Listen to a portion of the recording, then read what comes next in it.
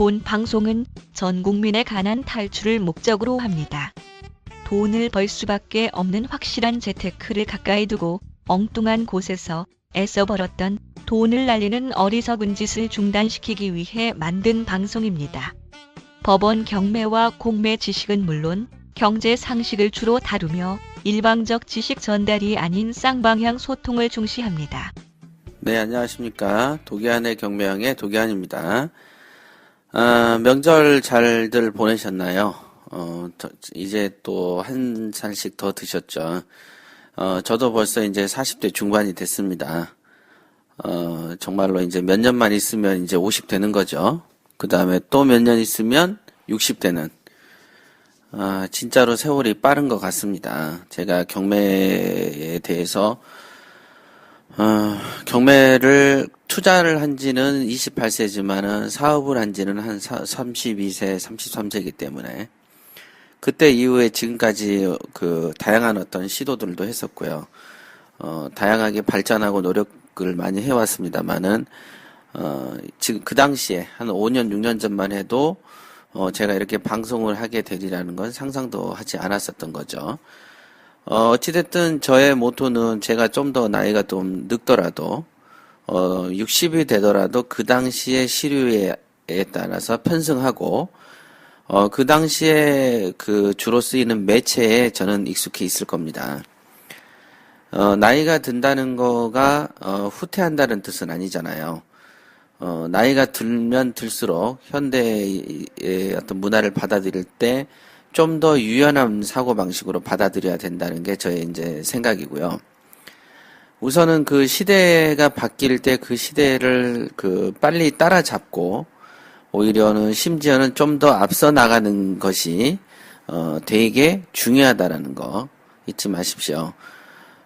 옛날에는 주식을 객장 가서만 했지만은 언제부턴가 인터넷으로 하게 됐고 지금은 거의 많은 사람들이 인터넷으로 주식 투자를 하듯이 경매라는 것도 과거에는 잡지만 가지고 하다가 지금은 인터넷 자기 어떤 컴퓨터를 빼고서는 말이 성립하지 않을 정도로 굉장히 발달하고 있지 않습니까? 요즘에는 이제 핸드폰 자체도 스마트폰이 돼서 여러분들이 이제 경매 투자하는데 굉장히 유익한 방향으로 흘러가고 있습니다. 그러니까 이제 요즘에는 경매 공부만 해서 되는 게 아니고 새로운 매체, 즉 컴퓨터라든지 스마트폰을 적절하게 활용할 수 있는 능력이 있어야만 이제 되는 세상으로 더 흘러가고 있지 않습니까? 대법원에서 진행하는 경매도 어느 순간에 온라인 입찰로 바뀔 수도 있는 거죠. 그랬을 때 여러분들은 거기에 적응을 그때 가서 하겠다는 것은 늦습니다. 그러니까 미리미리 새로운 매체에 익숙해지십시오. 시대가 가면 갈수록 새로운 것들이 늘 쏟아지게 마련이죠. 벌써 이제 한 해가 됐고 이제 갑자기 날이 추워져서 저희 집 애들이 이제 감기가 걸려서 저도 고생하고 뭐 이렇게 저렇게 있습니다. 여러분들 감기들 조심하시고요. 오늘 97회 진행할 내용은요. 애청자께서 이메일로 이렇게 질문을 해주셨어요. 이제 사실은 권리 분석에 관해서는 제가 별로 이렇게 답변을 하지 않습니다만은 간만에 온 거라서 또는 여러분들이 알아두시면 좋을 것 같아서 제가 이렇게 소개해드리고 요 내용으로 방송을 하려고 합니다.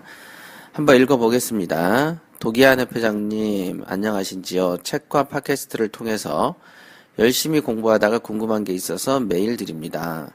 우선 변제권에 대해서 공부를 하다가 궁금한 것이 있는데요.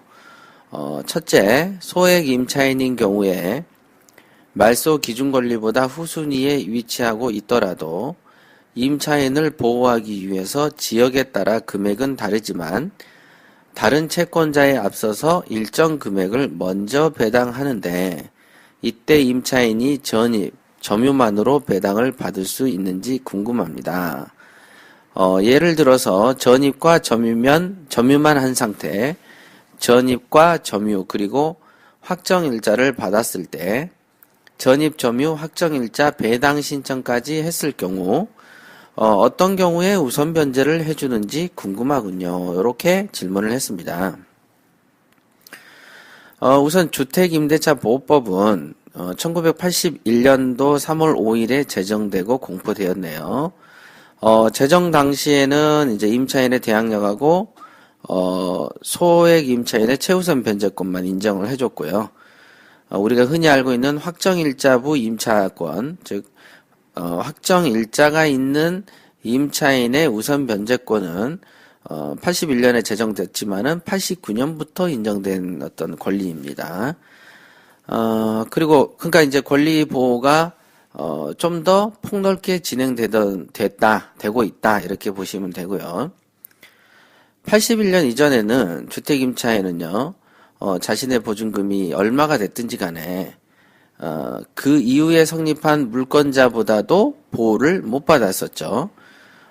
예를 들면, 70년에, 예를 들면 이제 한 1억을 주고 이렇게 세를 산다고 해도, 72년도에 국민은행에서 돈을 빌려주면, 72년도에 성립한 국민은행이 돈을 먼저 받아가고, 오히려 남는 돈이 없으면 70년에 성립한, 좀 더 일찍한 성립한 임차인의 권리는 모두 다 소멸되어 버리는, 즉 물권의 이제 민법에서 중요한 물권과 채권에서 채권은 늘 물권보다도 후순위로밖에 권리를 보호받지 않았던 시절에는 이런 그 소액 임차인들, 특히 돈 없는 임차인들, 남의 집 살이하는 사람들이 그렇게 피해를 많이 봤었죠. 그거가 이제 81년 3월 5일 날 이렇게 주택임대차 보호법이 제정이 됐는데, 이 당시 하면 생각나시겠지만은 이제 신군부가 5공화국 때죠. 전 대통령이 5공화국 때 쿠데타를 통해서 정권을 잡은 이 직후입니다. 이런 것들은 통상 이제 대부분 어떤 정치권에서는 여러분 그 서민들이죠. 서민들의 인기를 얻기 위해서 이런 이제 서민 보호의 법률들을 주로 제정을 합니다. 여러분들이 알고 있는 최우선 변제 금액이 늘 인상되는 시점도 따지고 보면 항상 선거 직전이라는 거 여러분들이 아시면 되고요. 하여간 81년 정도에 제정 공포됐다. 이 정도는 알아두시면 공부에 도움이 될 거고요. 지금 해주신 질문 같은 경우에는 소액 임차인의 경우 말소기준 권리보다 후순위에 위치하더라도 지역에 따라 다르지만 일정액을 먼저 배당한다라고 얘기를 하셨는데 이거는 우선 변제권이 아니고 소액 임차인 보증금 중 일정액 최우선 변제에 관한 겁니다. 그러니까 이제 우선 변제권이 아니고 최우선 변제에 관한 것이다. 이렇게 구별을 하셔야 되고요. 우선 변제권과 최우선 변제는 이제 글자가 한자 다르지 않습니까? 최우선 변제 이런 거는 다른 어떤 사람들보다도 먼저 준다라고 할 때 최라는 걸 쓰지 않습니까? 그죠? 그냥 우선 변제권은요. 후순위 채권자보다 먼저 돈을 받을 권리가 우선 변제죠.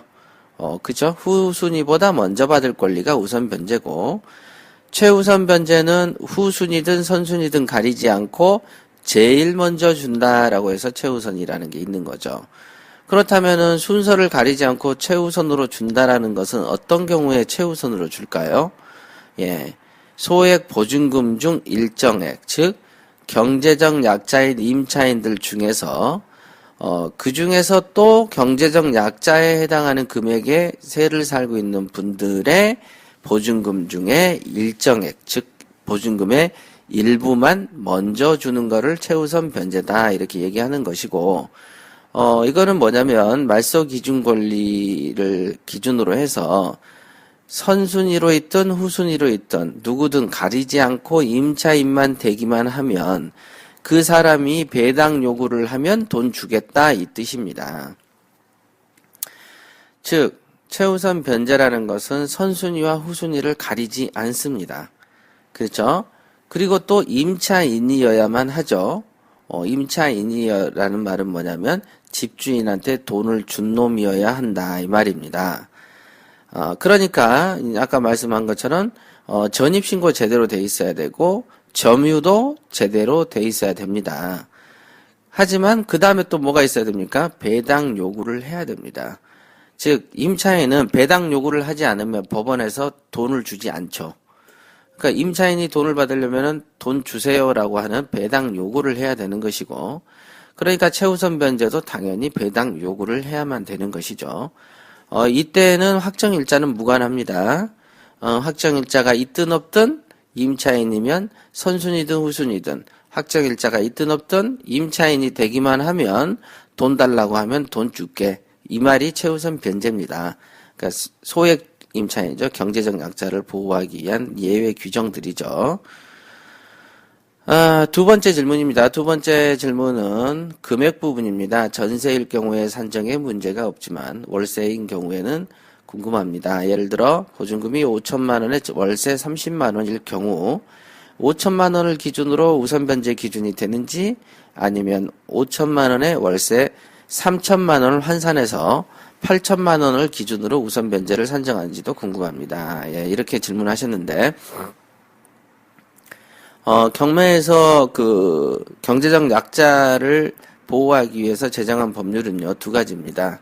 주택임대차 보호법하고 상가건물 임대차 보호법, 요 두 가지죠. 주택임대차는요, 국민의 주거생활을 안정을 도모하기 위해서 설립한 법이죠. 그러니까 주거죠, 주거. 주택임대차인 경우만 보호를 합니다. 또 상가건물 임대차는 당연히 상가건물에만 보호를 하죠.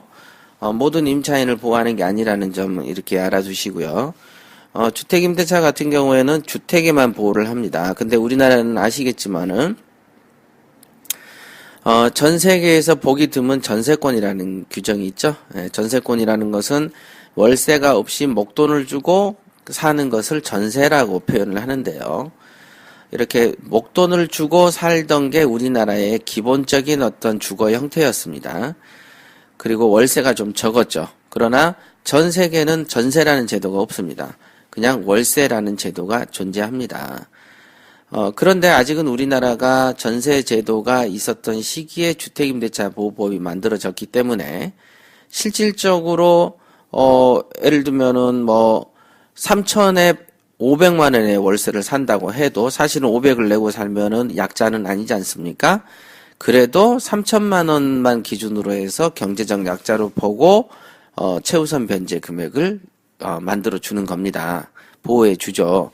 그래서 우리나라는 이 시초가 월세가 드물고 전세가 많을 당시에 임차인을 보호하기 위해서 법이 제정되다 보니까 당연히 주택임대차 보호법에서는 월세 금액과 무관하게 보증 금액만 가지고도 보호를 해준다. 이렇게 아시면 되고, 상가건물 임대차는 기본적으로 상가라는 것은 월세를 받기 위해서, 계약을 하는 게 상가 임대차죠. 그렇기 때문에 상가건물 임대차 보호법은, 기본적으로, 월세를 현재 보증금으로 환산을 하게끔 합니다. 그거를 환산보증금 제도라고 하죠. 이 환산보증금은 현재 12%로 되어 있습니다. 그래서 금방 말씀하신 것처럼 5천에 30이다. 그러면 8천만 원에 사는 걸로 이렇게 계산을 다시 보증금액을 증가시키죠. 그거를 환산보증금 제도라고 하고 환산된 상태에서 경제적 약자냐 경제적 약자가 아니냐를 구별합니다. 그게 상가건물 임대차고요. 하지만 주택 같은 경우에는 질문을 해주신 거에 대한 답변을 드리자면은 월세 금액을 고려하지 않고 전세 보증금만 가지고 따진다. 이렇게 기억을 하시면 되겠습니다. 자, 오늘은 이제 그 새해 첫날 방송으로 이제 권리 분석을 질문해 주신 거에 대해서 제가 답변을 드렸고요. 여러분들도 특히 아까 말씀드린 것처럼 그 감기 조심하시고요. 저도 이렇게 저는 이제 수면 부족에 감기가 든 겁니다. 기본적으로 잘 안 걸리는 편인데 지금 요 며칠 계속 이렇게 잠을 좀 부족하게 잤더니 그리고 또 강의를 금방 끝나고 지금 이제 녹음을 막 했거든요. 밤 10시 20분이거든요. 그래서 그런지 목이 조금 더 아프고 그렇습니다. 자, 지금까지 이제 수고하셨고요. 다음에는 이제 다른 그때 했던 공부하는 거, 그것도 제가 녹음해서, 며칠 내로 올려드리겠습니다.